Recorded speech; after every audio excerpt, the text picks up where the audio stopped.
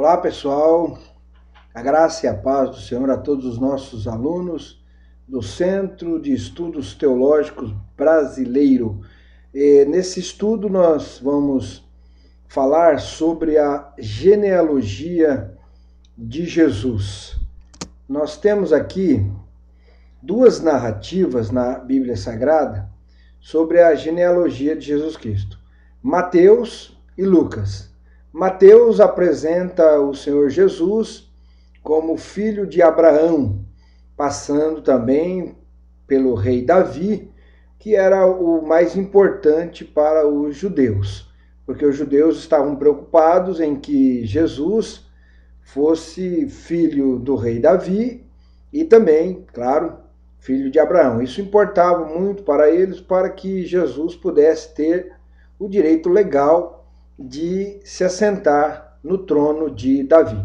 Lucas apresenta Jesus Cristo também, mas numa perspectiva totalmente diferente. Mas a genealogia do Senhor Jesus Cristo passa por Davi. Nós vemos lá em Lucas capítulo 3, no versículo 23, o seguinte: E o mesmo Jesus começava a ser de quase 30 anos, sendo, como se cuidava, filho de José, e José de Eli, e Eli de Matate, e Matate de Levi. E aí por diante começa então a exposição da narrativa de Lucas, que é um tanto diferente, muito diferente da narrativa de Mateus, porque Lucas está falando para os gregos, e a importância de Lucas é mostrar o Senhor Jesus como o Filho de Deus. E no versículo 38, quando ele termina a sua narrativa, diz ali: Cainã de Enos, e Enos de Sete, Sete de Adão, e Adão de Deus. Porque os gregos estavam preocupados se Jesus era realmente um Deus. Para que ele fosse um Deus, é claro, ele teria que se apresentar como Filho de Deus. Mas nós temos algumas coisas nessas duas genealogias que causam alguns conflitos. E se você for ler com mais atenção, você vai notar alguns conflitos que nós vamos passar a apresentar a partir de agora. Então, Davi teve diversos filhos, e um de seus filhos era Natã, e o principal, que foi o que se tornou o rei de Israel, foi Salomão. Então, a partir de Salomão, começa toda aquela linhagem real que nós vamos acompanhar no desenrolar do livro dos reis, primeiro e segundo reis, e primeiro e segundo crônicas. Mas quando nós chegamos no rei Jeoaquim, na época do cativeiro da Babilônia, nós temos ali um grande conflito para resolver. Vamos lá em Jeremias, capítulo 22, versículo 30. Imagine se um cético chegar para você e perguntar, como pode ser isso? Preste bem atenção. Assim diz o Senhor: escrevei que este homem está privado de seus filhos, e é homem que não prosperará nos seus dias, nem prosperará algum da sua geração, para se assentar no trono de Davi e reinar mais em Judá. Então, se um cético chega para mim e pergunta como que pode, então, se a linhagem real aqui nesse determinado ponto é cortada, é amaldiçoada por Deus, e Deus diz aqui que não haverá mais nenhum rei, nenhum mais que vai se assentar no trono de Davi, sendo filho dessa linhagem de reis. Lá em 2 Samuel, nós vemos a comprovação de que Salomão e Natã são filhos de Davi. Isso vai ser importante para nós daqui a pouco. 2 Samuel, capítulo 5, versículo 14, diz assim: E esses são os nomes dos que lhe nasceram em Jerusalém: Samua e Sobabe, e Natã e Salomão. Vamos para o próximo rascunho aqui. Deus, Pai, resolve então esse conflito. Salomão, ele é pai de Joaquim. Joaquim é pai de José. Como Jesus Cristo não poderia ser rei através da linhagem real, através de Salomão, nem de Joaquim, Deus resolve então o conflito traçando uma genealogia através do filho Natã, um dos filhos de Davi, que é mais velho do que Salomão, não é o primogênito, mas é mais velho do que Salomão. Então Deus, para resolver o conflito, para não entrar em contradição com a sua própria palavra, ele faz com que Jesus Cristo venha nascer de uma linhagem real de Davi, mas não através de Salomão, através de Natã. E Maria é essa descendente de Natã. Portanto, José, ele é descendente também de Davi, mas através de Salomão. Então, Maria e José são primos em primeiro grau. São primos, então Deus não permite que o seu filho venha nascer sobre a proteção de uma pessoa que não seja da linhagem real. José é da linhagem real. José é filho de Davi. Mas ele não gerou a Jesus. Porque nós observando bem a genealogia de Mateus, quando ela está terminando, aqui no capítulo 1, quando ela está terminando, diz assim a palavra do Senhor: e Jacó gerou a José. Até aqui, todos os versículos, do versículo 1 até o 16, vem falando que Eliúde gerou Eleazar, Eleazar gerou Matã, Matã gerou a Jacó, Jacó gerou a José. Mas não diz que José gerou a Jesus. Aí ele coloca aqui uma vírgula e gerou a José, marido de Maria, da qual nasceu Jesus, que se chama o Cristo. Da qual nasceu Jesus. Então Jesus nasce de Maria. Mas quando nós vamos olhar lá para Lucas de novo, nós vamos ter um problema. Lucas capítulo 3, versículo 23, 24, temos outro problema aqui para resolver. E o mesmo Jesus começava a ser quase 30 anos, sendo como se cuidava, como se imaginava, como se previa, como se dizia, filho de José. E José de Eli.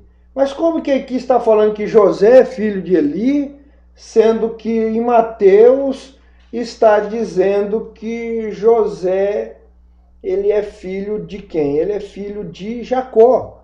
Jacó, pai de José, Eli, pai de José.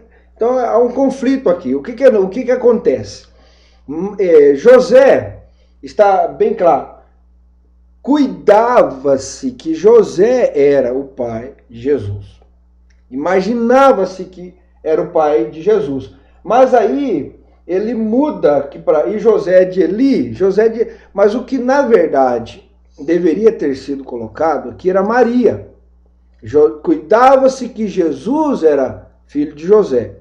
Mas o texto de Mateus está falando que Maria gerou a Jesus. Então a Maria sim é que é filha de Eli. E a genealogia, então, aqui deveria ter começado com Maria. Maria, filho de Eli, Eli de Matate. E vamos até chegar em Davi. E antes de chegar em Davi, nós não passamos por Salomão, nós passamos por Natã.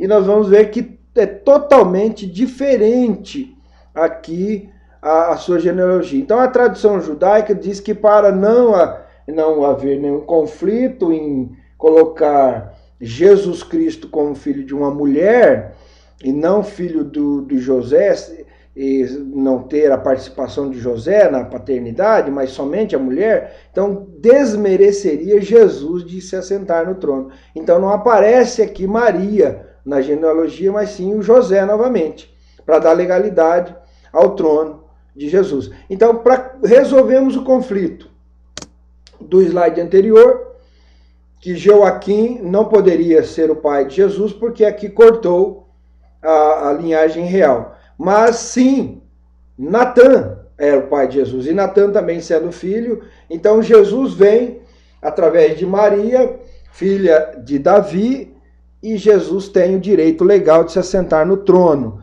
Da parte de Natã vem a linhagem real, porque Maria não tem a participação do ser humano para gerar, mas quem gera em Maria, o Senhor Jesus, é o próprio Espírito Santo. Da parte de José vem apenas a humanidade que depois ele vai ser o tutor, aquele que vai cuidar da educação do menino Jesus até que ele esteja pronto para exercer o seu ministério. Então, através de José, nós temos o espírito humano e através de Maria, nós temos o espírito divino. O espírito humano, a educação, a questão social, a questão ética, toda vemos através de José. E através de Maria nós temos o espírito divino.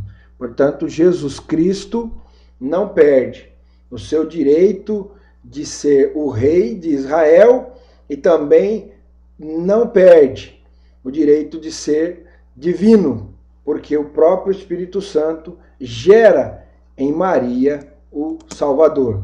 Jesus Cristo, filho do homem, como o próprio Lucas chama, filho do homem, o filho do homem veio para salvar o que se havia perdido, o que estava perdido, e temos o Cristo, o Messias, o sacrifício perfeito, o homem perfeito, aquele que não passou, não cometeu nenhuma das iniquidades que nós cometemos, mas morou em um corpo humano. Morou em um corpo humano. Jesus é o Cristo, Jesus é o homem, Jesus é o Logos. Jesus é a palavra de Deus encarnada. Encarnada através da concepção sobrenatural da parte de Maria. Então nós temos aí a solução para o conflito desses textos da genealogia que pouco a gente presta atenção, mas que você pode ser questionado sobre o texto de Jeremias e também sobre o texto de Lucas e de Mateus. Fica a meditação para vocês nesse breve estudo e no próximo estudo nós vamos continuar falando da importância de Jesus Cristo para o Pai, para Deus, a importância de Jesus Cristo ter um corpo. Aguarde, logo estaremos trazendo mais uma publicação aqui para vocês. E eu aproveito a ocasião para convidar todos vocês que estão nos assistindo, se você ainda não for aluno do nosso curso de Bacharel Livre, nós estamos oferecendo aí o Bacharel Livre através do CETEL, Centro de Estudos Teológicos Brasileiros, está aí a grade, primeiro, segundo e o terceiro ano. São 3 anos de estudo, são 42 disciplinas e estamos oferecendo para vocês esse curso aqui em Rio Verde. Se você quiser entrar em contato conosco, ligue para o telefone 3050 1680 aqui em Rio Verde, 3050 1680 e fale comigo.